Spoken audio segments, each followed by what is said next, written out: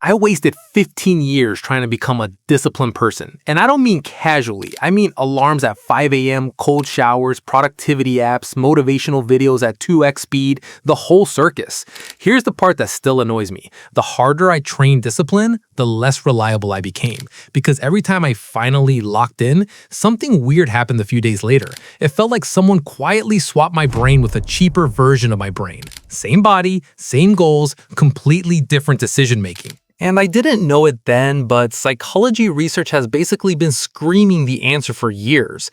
If you build your life around willpower, you're building on a surface that moves.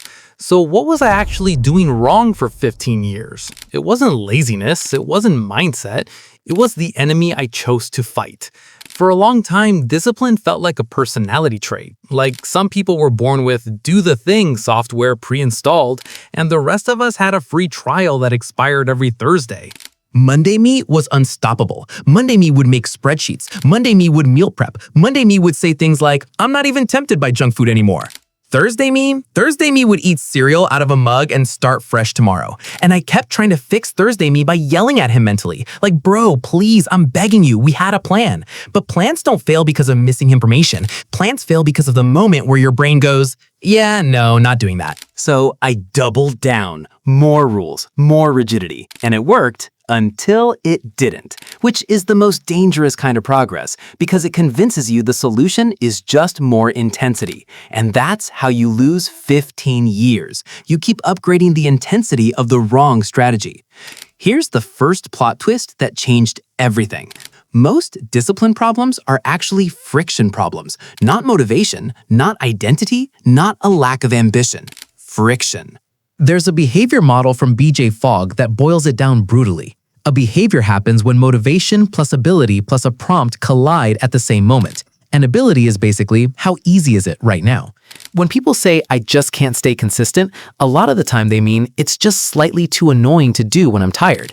And tired is when your systems get exposed. So I ran an experiment. I tried making good habits stupidly easy and bad habits stupidly annoying. Not self-control, not grit, just design. And that's when I discovered something uncomfortable. I didn't need a stronger character. I needed a smarter environment. Second plot twist. Habits don't form the way Instagram says they do. There's a classic study where researchers tracked people building everyday habits. The result everyone quotes is 21 days. But that's not what the data says.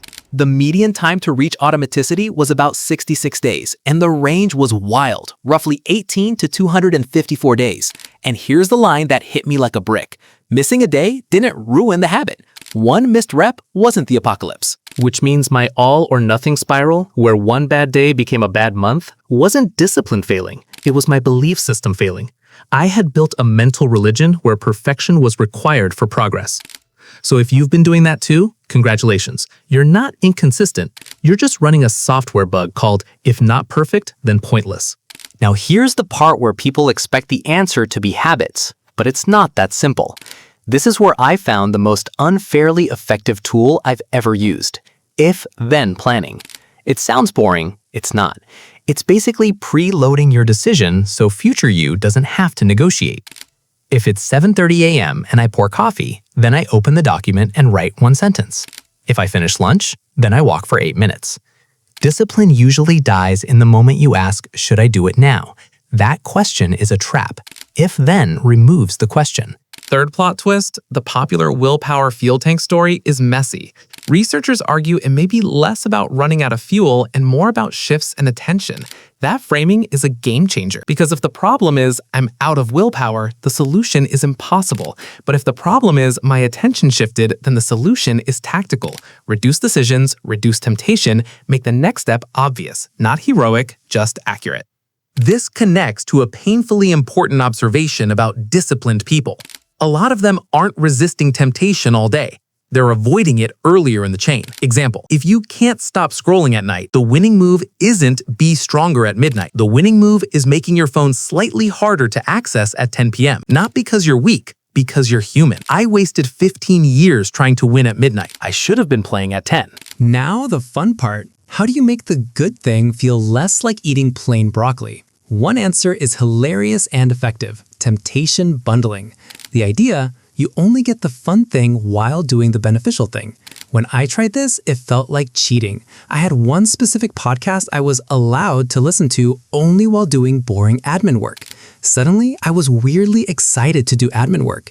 Not because I became disciplined, because I became cunning. So here's what I wish someone had told me 15 years ago. Stop trying to become disciplined. Become designed. Lower the activation energy. Write the decision in advance with if-then plans. Win earlier by changing the situation. If you do that, you'll notice something strange. You won't feel more motivated. You'll feel less dramatic because your life stops depending on daily heroism. And that's the real upgrade. Not discipline, reliability.